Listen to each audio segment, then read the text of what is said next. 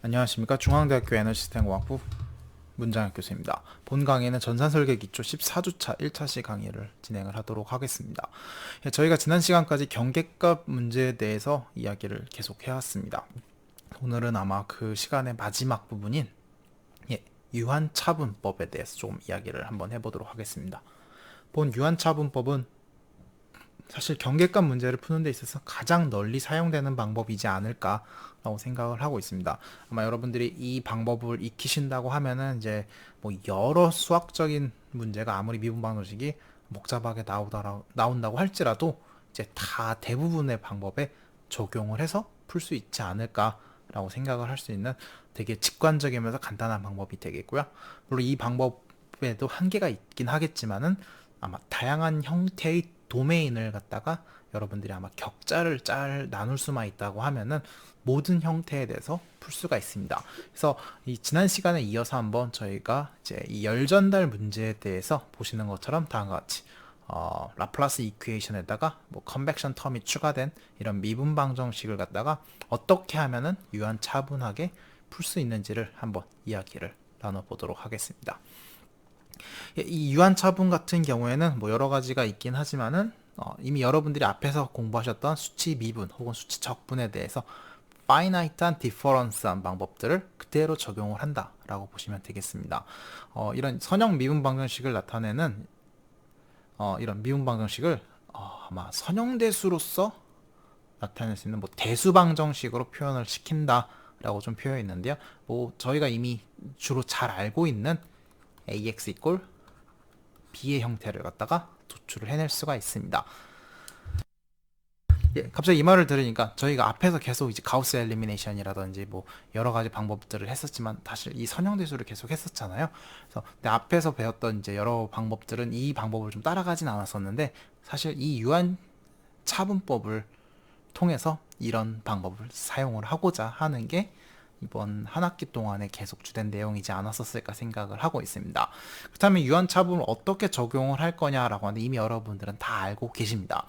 이 2차 미분에 대해서 어떻게 저희가 수치적으로 표현을 하고 있을까요? 바로 finite한 different 메소드를 쓰셔서 2차 미분 같은 경우에는 1차 미분 t 점을 앞에 거랑 뒤에 거 빼기 델타 x의 ti-1을 전체를 갖다 이렇게 해서 이게 뭐죠? 하나 미분된 거, 이쪽도 미분된 거에 그 finite한 차이를 또 갖고 와서 전체를 2차 미분을 하는 방식이 되겠죠? 이런 식으로 하는데 아마 중앙차분법을 쓴 것 같습니다. 그래서 이렇게 중앙차분법을 하게 되면은 다음과 같은 식이 나올 것 같고요. 그 다음에 이렇게 나온 형태에서 저희는 보시는 것처럼 아주 간단한 대수 방정식이 나올 텐데 이 부분을 조금 살짝 정리를 해보겠습니다. 물론 템퍼레처 여기 T라고 적혀 있긴 하는데요. 그 위치를 갖다가 뭐 당연한 거죠. 여기는 TI라고 표현을 하는 게 맞겠죠. 그렇다면 이제 조금 고민이 되는 게 뭐냐면은 I랑 I-1과 I 플러스 1의 차이가 뭐냐라는 건데요. 앞에서 그림에서 이렇게 봉이 있을 때 이 위치에서의 온도를 TI라고 하게 되면은 당연한 거겠지만 이쪽을 I 플러스 1, 이쪽을 T I-1이라고 표현을 할 수 있는 거겠죠. 즉 내가 온도에서 뭐 이런 식에서 사실은 I라는 위치에서 이 조건을 만족을 해줘야겠죠. 즉 내가 아주 짧게 파이나이트한 도메인을 찾았을 때 열이 들어오고 나가고 뭐 나가고 하는 열 평형 에너지 보존 법칙을 만족시키는 이퀘이션을 각각의 위치에서 만족을 해줘야 되는데 그 식을 풀기 위해서 앞과 뒤의 점에서의 온도 분포는 가져와 줘야지만이 이런 변화율이라든지 2차 미분에 대해서 알 수가 있지 않겠느냐라는 거고요. 그렇기 때문에 T라고 하는 것은 TI가 되겠고요. T 인피니티는 당연한 거지만 바깥쪽 environment temperature이기 때문에 그대로 쓰시게 된다고 하면은 다음과 같이 식이 조금 정리가 되겠습니다. 이렇게 식이 정리가 됐는데 보시면 어때요? 왼쪽은 뭐예요? 우리가 궁금한 거고요. 이쪽은 값을 다 알고 있는 거죠. 즉 모르는 값은 unknown 한 것은 다 왼쪽으로 보내고 알고 있는 쪽은 다 오른쪽으로 보내주시면 되겠습니다. 그 다음에 뭐가 되냐면은 저희가 포인트들이 있죠. 잠깐만 뒤로 잠깐만 들어가 봅시다. 이쪽을 T0로 놨네요. 그다음에 여기 좀 다시 표현을 하게 되면은요. 여길 T0, 그 다음에 T1, T2, T3, T4, T5 이런 식으로 놔줄 수도 있었을 것 같은데요. 그렇다면은 각각의 위치에서 저는 이 관계식을 만족을 해줘야 되는데요. 이 i-1을 적어도 얼마가 되게 할까요? 적어도 0이 돼야 되지 않을까 싶습니다. 왜냐면은 ti를 0으로 만져주시면은 -1이란 t-1이란 온도 분포를 알아야 되는데 저희는 그걸 모르잖아요. 그렇기 때문에 아마도 t0라는 것까지 쓸 수 있게 되어 있는 상태에서 만약 첫 번째 i가 1이라고 하면은 어떻게 돼야 될까요? t0 플러스 2 플러스 얼마에 t1에 마이너스 t2는 적합시다. 이런 식으로 나오겠죠. 그 다음 이퀘이션 어떻게 될까요? i가 2일 때 당연히 t1에 더하기 2 플러스 블라블라 t2에 t3에 0이다. 이런 식으로 나오면서 최종적으로 어떻게 될까요? 아마도 이쪽에 t5가 나와줘야겠죠. 이쪽에 0은 아니고요. 그 다음에 t4 앞에 값이랑 t 얼마일까요? 3가 나와줘야겠죠. 아마 식이 하나 더 있겠네요. 그쵸? 이런 식으로 갖다가 표현을 해주면 되겠습니다. 그래서 이런 식으로 표현을 해주니까 총 식이 몇 개죠? 하나, 둘, 셋, 넷. 4개의 식과 미지수는 몇 개죠? 하나, 둘, 셋, 넷, 다 6개. 총 6개의 변수가 있습니다. 언노난 베리어블이죠. 저는 궁금한 게 t0부터 t5까지 값이 궁금한데 이러면 못 풀죠. 그렇기 때문에 어떻게 해야 되죠? 적어도 2개의 바운더리 컨디션. 보통 뭐죠? t0는 ta, t5는 tb라고 해서 값을 주면서 이 변수를 총 4개의 변수로 맞춰주게 되죠. 그러면 이제 식이 4개고 변수가 4개이기 때문에 우리가 풀 수 있게 되겠습니다. 그래서 아주 간단한 방식으로 구성이 되겠고요. 그렇다면 예제를 한번 보면서 살짝 한번 얘기를 해보겠습니다. 그냥 같은 조건에서요. 전체의 크기가 2m라고 생각을 하신 다음에 앞에서 아까 t0부터 앞에서 2 플러스 얼마였죠? h의 델타 x의 제곱에 t1 더 빼기 t2에 그 다음에 얼마였던가? 그렇죠? h 프라임의 델타 x의 제곱에 t에 무한대였죠. 그래서 이 값들을 대입을 해주니까 여기는 40이라고 되어 있고요. 여기 2.2. 이 값을 계속 똑같이 쓸 수 있잖아요. 그렇기 때문에 얘를 갖다가 총 몇 개씩을 3개를 더 써가지고 최종적으로 하면 좋겠는데 t0가 아까 뭐 한다고 했었죠? t0가 경계 조건 300도 아마 t5가 400도기 때문에 보시면은 아까 조건에서 잠깐만 볼게요. 마이너스 t0가 있던 것을 이쪽으로 뒤로 보내주면서 40에다가 더하기 300을 해줘서 340을 만들어줍니다. 즉 그렇기 때문에 양 끝에 있었던 식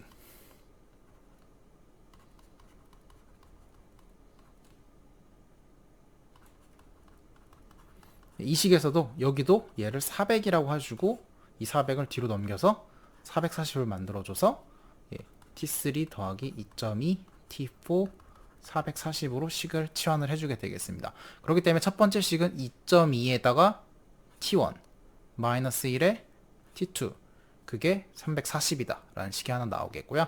그 다음 식부터는 똑같죠. 마이너스 t1에 더하기 2.2 t2에 마이너스 t2에 이게 그냥 40이다 라는 식을 한 번, 두 번 적어주고 마지막 식은 여기서 오게 되면은 마이너스 t3 2.2 t4는 440이다 라는 식으로 나오게 되겠습니다.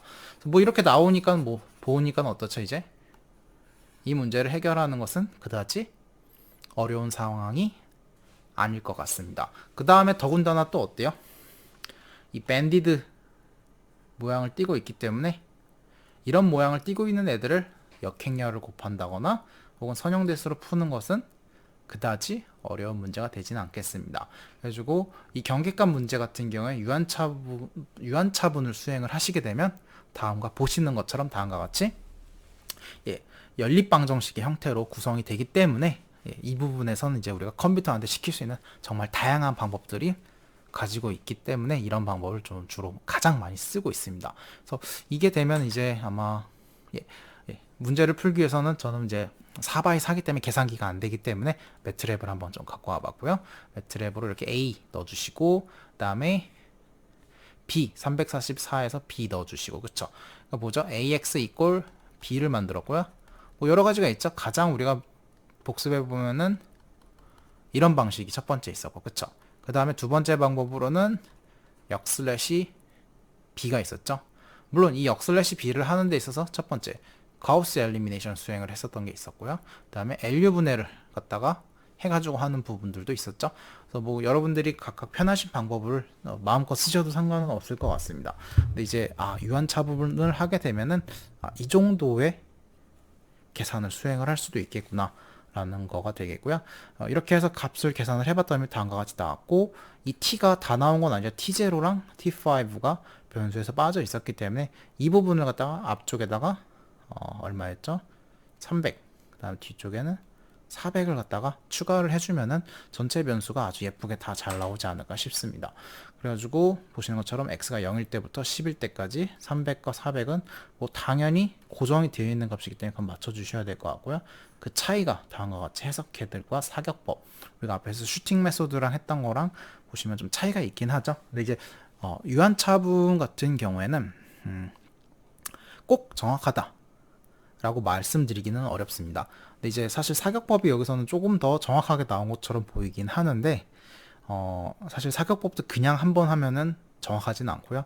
뭐 여러 가지 방법을 썼을 때야 좀 정확한 거를 감안을 해주셨으면 좋겠고요.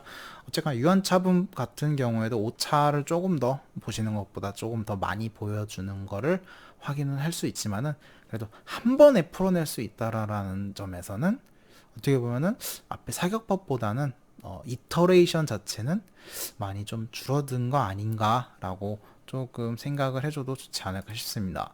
뭐 보시는 거에 따라 다르긴 한데 뭐 어쨌거나 이런 방식으로 유한차분을 할 수 있다라는 것을 익히는 게 오늘의 대부분의 핵심이지 않을까 싶습니다.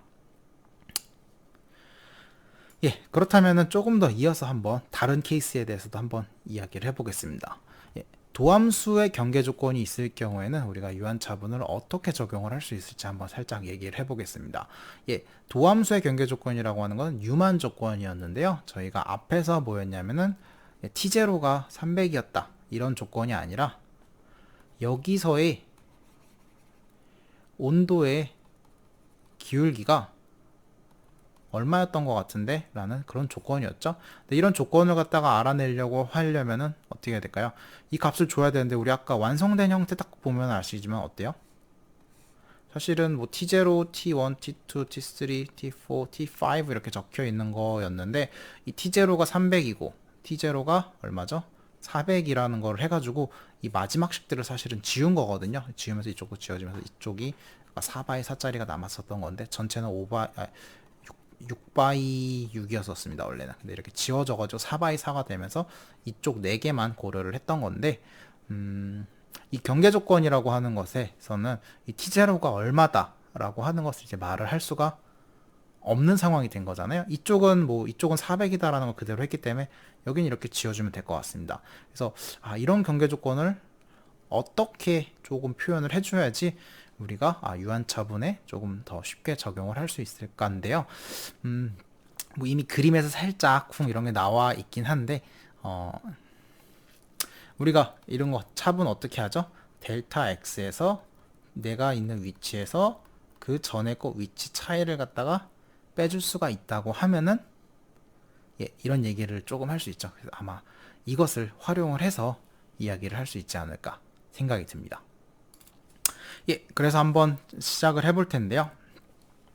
한번 보도록 하겠습니다. 예, 봉의 끝에 가상의 점을 하나 내줍니다. 왜 이런 가상의 점을 내줘야 되냐면요. 다시 잠깐 뒤에 슬라이드로 가면은요. 이번에는 t0도 값을 구해 주셔야 됩니다. 이 위치에서의 온도를 모른다라고는 할 수는 없잖아요. 여기도 알아와야 되잖아요. 경계 조건이 그냥 플럭스 경계 조건, 도함수 경계 조건이 있다라는 것 뿐이지. 그래서 어쨌거나 이쪽을 구해 와줘야 되겠고요. 예, 그렇기 때문에 이쪽도 모르는 상태고, 그 다음에 이쪽에 하나의 가상의 점을 추가를 해서 여기에 플럭스 조건을 갖다 한번 더 씌워줘 볼 텐데요. 그렇기 때문에 가상의 점을 하나 있다라고 가정을 해주신 다음에 그대로 적어줬습니다. 물론 이거는 ti-1에 뭐 2 플러스 h 프라임 델타 x 제곱에 ti 플러스 1에 앞에 이거 있었던 이 식이죠. 이 식을 갖다가 할 때 이제는 아까는 i가 0일 때가 아니라 1일 때부터 시작했는데 0일 때부터 해서 t의 마이너스 1이다 라고 하는 이 함수를 갖다가 하나를 추가해주고 시작을 할 텐데요. 예. 근데 이제 이 t-1을 이제 얘는 모르는 값이잖아요. 그리고 실제로 존재하지도 않는 값이고, 얘를 갖다가 우리가 도함수의 경계 조건에서 얘를 다른 변수들로, 우리가 알고 있는 변수들로 치환을 시켜 주겠습니다. x가 0이라는 데서 1차 도함수는 다음과 같이 표현이 됩니다. 이번에는 어떤 걸 썼죠? 예, 앞에서 저는 아마 이렇게 했었는데, 이거는 백월드가 있었고요. 두 개의 점을 동시에 활용을 한 센트럴 중앙차분법이 있었죠. 그래서 이 중앙차분법을 갖다가 사용을 할 거고요. 이 중앙차분법을 사용을 하셔도 되고, 혹은 뭐 센스가 있으신 분들은 그냥 포월드 전향 차분을 사용을 해도 충분히 가능한 방법이 되겠습니다. 뭐 어쨌거나 핵심은 여기서 t의 마이너스 1이라는 애를 우리가 알고 있는 다양한 형태로 바꿔줍니다. 물론 t1은 아까 구해야 되긴 하는데, 어쨌거나 여기서 t-1을 다른 애들로 치환을 해주려는 거고요. t1은 마이너스 2분의 델타 x의 dx dt, 이 값은 경계 조건 바운더리 컨디션으로 줄 거기 때문에 이 값은 알고 있습니다. 그렇기 때문에 이 t-1을 그대로 치환을 해주신 다음에 t1과 t1이 같이 있기 때문에 합쳐주고 있고요. 그래서 마이너스 2t가 되겠고, 정리를 하고 이쪽 값은 우리가 알고 있는 상수 스칼라 값이 나올 겁니다. 그래서 그 값을 넣어주신 다음에 정리를 해주시면 되겠죠. 첫 번째 식이 조금 추가가 된 것 뿐이고요. 그래가지고 10m짜리 길이 봉의 유한차분법을 이용할 텐데, 나머지 값은 다 똑같을 거고요. dx dt가 0이다 라고 얘기를 하고 있습니다. 이 말은 뭐냐면 마이너스 k랑 곱해주시면은 이런 거 뭐죠? 단열이죠. 인슐레이터, 열이 들어오지 않는 경계 조건입니다. 무슨 말이냐면은 스티로폴 같은 게, 아주 확실한 스티로폴 같은 게 있어서 밖으로도 열이 안 나가고 안으로도 열이 안 들어오는 대신 스티로폴 자체는 열이 존재하죠. 그런 경계 조건을 갖다 얘기를 해줬다라고 생각을 하시면 될 것 같고요. 그래서 얘가 그냥 0이니까 아까 뒤에 있었던 수많은 항들이 그냥 다 0으로 날아가 주시네요. 이걸 왜 이렇게 하냐면요, 이런 단열 조건이 열 문제에서 많이 있습니다. 그렇기 때문에 단열이라고 했고요. 그 다음에 2.2t0에다 마이너스 2t1이 됐으니까 아까보다는 어때요? 식이 하나 조금 더 추가가 된 거죠. 그 다음에 두 번째 식은 뭐죠? 마이너스 t0에 2.2 t1 마이너스 t2 40이고요. 그 다음은 뭐죠? 당연한 거겠지만 이런 식으로 식이 쭉 계속 있죠. 그래서 어디까지 있어야 되죠? 이게 t5가 될 때까지 있어 주셔야 되죠. 여기까지 하나만 더 쓰면 되는 거네요.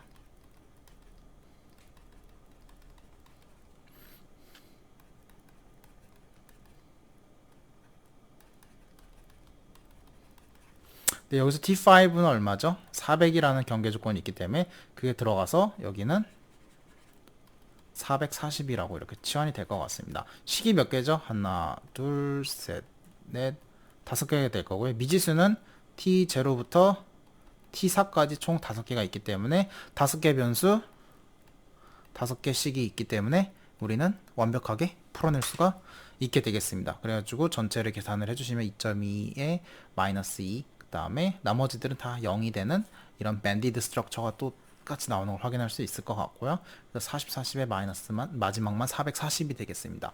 이거를 똑같이 ax 이꼴 b의 형태다 라고 해주신 다음에 x를 뭐 풀어주셔야겠죠. 하면 다음과 같이 식이 나올 거가 되겠고요. 마지막 t5는 400이다 라는 것까지 표현을 해주시면 완벽하게 온도 분포를 구해낼 수가 있게 되겠습니다. 이렇게 보니까요, 뭐 그렇게 어렵지 않죠. 예, 그래서 단열 조건으로 하시게 되면은 온도가 뭐 이렇게 해서 400도까지 갈 거고요. 단열 조건이 아니라 나는 이 얘를 마이너스 20으로 주겠다라고 하시면 그에 따라서 열이 더 많이 들어오는 거죠. 들어오는 거가 있어서 이렇게 온도가 조금 더 높아지지 않을까 싶고요. 원래는 300이었으면 아마 이런 식으로 해서 여기로 이렇게 가지 않았었을까 싶네요. 그래서 어쨌거나 여러분들은 이제 어떠한 미분 방정식이 나와도 경계값 문제에 대해서 이런 유한차분법을 사용을 해서 문제를 풀 수 있게 되셨습니다.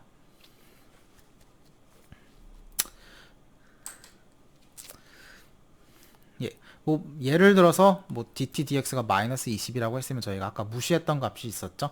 40에서 한 얼마 80 정도가 추가가 됐나 보네요. 그래서 그 값 정도 추가를 해서 이렇게 풀어서 이런 솔루션이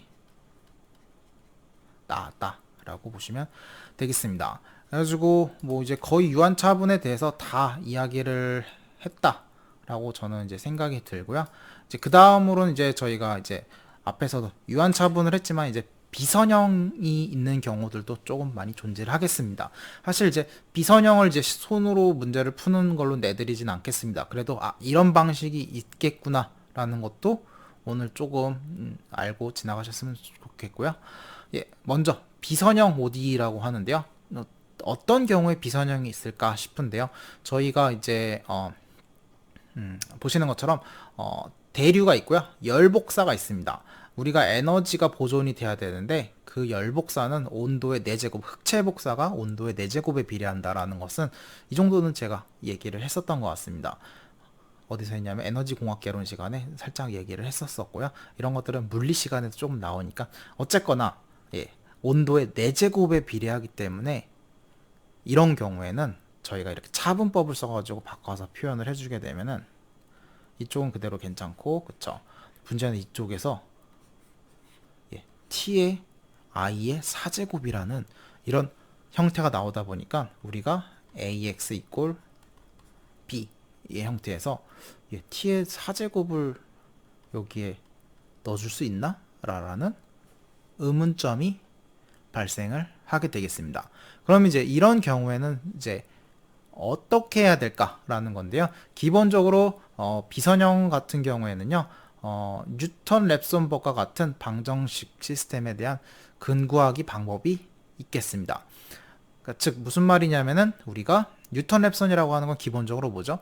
어떠한 게 있으면은 그 전 거에다가 내가 어떤 거에 의해서 뭔가 변해가지고 이만큼을 업데이팅 하겠다라고 하는 게 뉴턴 랩슨, 뭐 오일러 메소드 이런 것들이었습니다. 그래서 이런 방식으로 뭔가 값을 조금 수정을 더 해줘서 내 거를 한번 업데이트 해주겠다니까요. 앞에서는 한 번에 풀렸다면은 얘는 이제 여기 때문에 이 4제곱 항이 값이 맞지 않을 거기 때문에 아마 얘네들을 ti라고 하는 애를 값을 처음엔 guess를 해서 넣어서 이게 만족하게 만들어 줄 것 같습니다. 근데 오차가 당연히 있겠죠. 그렇기 때문에 한번 변형을 줄 거고 그 변형을 뭘로 줄지 모르겠지만은 업데이트를 한 다음에 다시 맞춰보고 또 줄어들면 상대 오차가 얼마큼 될 때까지 해서 우리가 충분히 원하는 수준까지 상대 에러가 줄어들면은 그 다음 스텝으로 넘어가겠죠. 아마 이런 과정을 거쳐서 푸는 방법이지 않을까라고 한번 예측을 한번 해보시고요. 예, 그렇다면은 한번 구체적으로 한번 보도록 하겠습니다. 다음과 같이 항들을 본다면은요, 저희가 기존의 항들에서 추가적으로 이제 컨벡션 텀이 있고요. 그다음에 예, 이쪽에서 사실은 얘는 우리가 모르는 값이기 때문에 일로 가져야 될 것 같은데 얘가 4제곱이라는 비선형 항에 묶여 있다 보니까 우리는 얘를 선형 시스템으로 풀 수가 없습니다. 예, 그래서 어쩔 수 없이 이 시스템을 그대로 이제 우변에다가 놓고 한번 이야기를 한번 해보도록 하겠고요. 우변의 비선형 항이 존재하지만 좌변은 대각 지배적인 선형 대수방정식 시스템이다. 우변의 미지의 비선형 항이 이전 반복값과 같다고 가정을 하면, 즉 우변의 미지의 비선형 항이 이전 반복법과 같다고 하면이죠. 즉 무슨 말이냐면 저희가 반복법을 사용을 해주셔야 됩니다. 그 뉴턴 랩손이란 건 뭔가 업데이트를 해온다라는 뜻이기 때문에 이제 어쩔 수 없이 이제 얘를 반복을 시켜 주셔야 될 것 같은데요.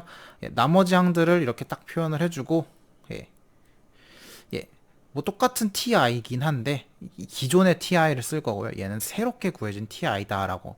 얘는 new 되겠고요. 얘는 old다라고 조금 표현을 해보겠습니다. 그렇다면 이제 저희가 12장에 있는 반복법을 챕터 12장을 안 하고 넘어왔거든요. 그러다 보니까 이 부분을 여기서는 이제 가우스 시달 방법을 써가지고 얻었다라고 표현을 하겠는데요. 그걸 어떻게 할 거냐면요. 새로운 u라는 거는 어떻게 한다고 했었죠? 기존의 old에서 더하기 예. 누구를 변해야 되죠? 저희가 ti를 바꿀 건데 예. 여기서 누구에 의한 값이다 라고 표현을 하면 좋을까요? 예. 이 함수 자체를 그냥 누구로 미분해 주시면 좋겠죠? ti로 미분을 해 주셔도 좋겠죠? 그래서 그 부분을 갖다가 생각을 해 주시거나 예, 그 부분을 생각을 하셔서 업데이트를 해주셔야 되는데 그게 이제 ti만큼이 있어야 되긴 하는 단점이 있긴 한데 뭐 어쨌거나 예, 이런 식으로 업데이트를 해주셔야 됩니다. 그래가지고 뭐 처음에는 이제 우리가 문제를 풀려고 할 때는 ti를 모르죠. 그렇다면 모르니까 어떻게 할까요? 값을 그냥 무조건 줄 수는 없기 때문에 뭐 0이라도 준다 라고 생각을 해주시면은 뭐 당연히 여기서는 0이라는 것을 줄 수 있을 것 같고요. 그 다음에 얘를 한번 예, 미분을 한번 해볼까요? 미분을 하시게 되면은 뭐 그거에 해당하는 애들이 쭉 나올 수가 있겠죠. 그래서 그 값을 미분을 수행을 하셔서 이제 나오셨을 때 엄밀하게 얘를 뭐 과거의 ti로 미분을 하셨다라고 보시면 좋을 것 같고요. 미분을 한 값이 나올 거고 그때 이제 그 값이 숫자가 좀 이렇게 표현이 돼 있어서 좀 죄송하긴 한데요. 이게 사실은 새로운 함수였어야 되는데 그래서 이렇게 돼서 얘를 미분을 하고 복잡하게 미분을 했지만 앞에 있는 개수는 사실 이것만 남죠. 마이너스랑 같이 그 값을 넣어주셨을 때 예, 그래서 3 곱해지고 그래서 0을 넣어줬기 때문에 0이 변하네요. 사실 그래서 0을 넣어주니까 0이 나왔고요. 그 다음에 사실은 뭐 그 다음에 뭐 변화량 자체를 뭐 디터마인 할 수 없기 때문에 0이라서 업데이트가 하나 되진 않네요. 죄송합니다. 뭐 한 적어도 300켈빈이라도 이런 걸 넣어주셨으면 그거에 해당하는 값이 나왔을 거고요. 그 다음에 내가 그거랑 위치 차이에서 얼만큼 차이가 발생을 하는지를 이야기를 하는 거기 때문에 그것만큼 새롭게 업데이트가 돼 주셔야겠죠. 그래서 그 값을 업데이트 값으로 넣어주시기만 하면은 새롭게 300에서 좀 변한 값이 나올 겁니다. 그래서 그 다음을 넣어보신 다음에 이게 서로 어때야 돼요? 만족을 해야겠죠. 근데 아마 만족을 하지 않을 거기 때문에 만족을 하지 않기 때문에 그 차이만큼을 또 업데이트를 해주시면 좋겠죠. 그래서 이거를 보시게 되면은 첫 스텝은 어쩔지 모르겠지만 두 번째 스텝부터는 여기는 조금 확실하죠. 기존의 new에서 내 올드를 뺄 건데 얘는 뭐죠?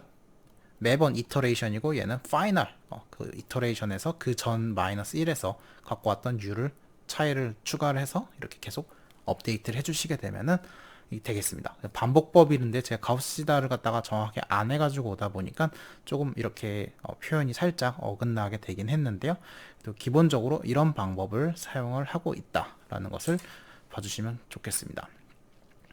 예, 그래가지고 유한차분법을 사용을 해서 복사 열전달을 갖다가 푼다고 하게 되면은요, 실제 값을 다 이렇게 넣어주시고서 풀어주시게 되면은 여기서는 초기 값을 다 0이라고 줬네요. 저희가 아까 ti가 있었는데 4제곱 있었는데 얘를 다 0을 넣어준 것 같습니다. 그래서 0, 0, 0, 0을 넣어주시는 것 같고요.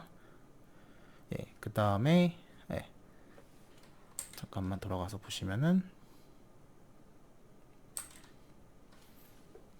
예, 그래서 값들을 0.5에 2.5제곱 그 다음에 4제곱 4제곱 해서 예, 나머지들 값을 이렇게 넣어주시면서 그 다음 거를 뭐 계산이 된 거를 갖고 오고 계산이 된 걸 갖고 오고 계산이 된 걸 갖고 와가지고 이 업데이트 되는 것들을 적용을 해둔 것 같습니다. 근데 이렇게 했을 때는 이제 한 번에 계산이 되지는 않고요. 이렇게 계산을 한 다음에 다시 한번 또 계산을 해주셔야 됩니다. 그래서 이 계산 방법을 반복을 해주셔가지고 업데이트를 해주셔야 되는데 저희가 최종적으로 가우스 시다를 안 배웠기 때문에 이런 방법을 하시게 되면 다음과 같은 예, 관계식으로 해서 솔루션이 나올 수 있다라는 것들을 조금 소개만 시켜드리려고 한 거고요. 그래서 제가 사실 생략을 했던 수많은 것들은 여러분들에게 예, 비선형 시스템을 핸들하는 부분에 대해서 조금 생략을 하고 지금까지 넘어왔구나 라고 생각을 해주시면 좋겠습니다. 근데 아마 이 문제는 열 및 물질 전달 김신 교수님 수업에서도 아마 살짝 이제 나올 수밖에 없거든요. 열 복사를 고려를 할 때만 나오고요. 뭐 열 전달이라든지 혹은 컨벡션 대류 같은 걸 고려를 할 때는 사실은 문제가 필요 없습니다. 복사만 고려하지 않는다고 하면은 이 부분 손대실 필요가 없지 않을까 싶어서 아마 김신 교수님도 그 부분은 손대지는 않을 텐데요. 어쨌거나 이렇게 비선형 항이 존재하게 되면은 풀이 방법이 조금 이렇게 조금 깨끗하지는 않겠구나라는 것들도 고려를 해주셨으면 좋겠습니다. 계속 고려를 했으면 좋겠다라고 대답을 해서 미안하긴 한데요. 저희가 이걸 구태여 코드를 짤 필요는 없어서 이렇게 지나가는 거니까요.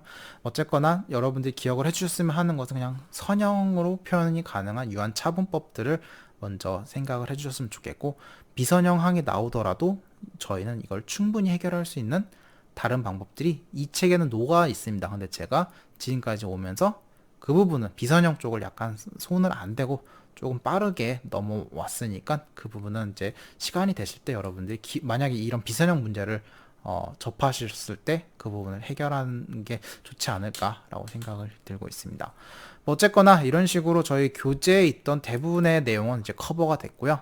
그래서 아마 좀 시간이 좀 빨리 끝나긴 했는데 아마 다음 시간에는요 여러분들이랑 이제 이 비선형 유한차분법에 대해서 이제 1차원 문제가 아니라 실질적으로는 우리가 더 이런 수치적인 걸 쓰는 이유로는 이제 2차원 혹은 3차원 문제에 대해서 이야기를 하고 있습니다. 그래서 2차원 문제에 대해서 관련된 내용 조금과 그 다음에 저희가 이제 수치 해석 시간에 뭘 다뤄왔는지에 대해서 한번 조금 마무리하는 시간을 가졌으면 합니다. 그래서 그 정도로 이번 학기 강의를 마무리할 예정이니까요.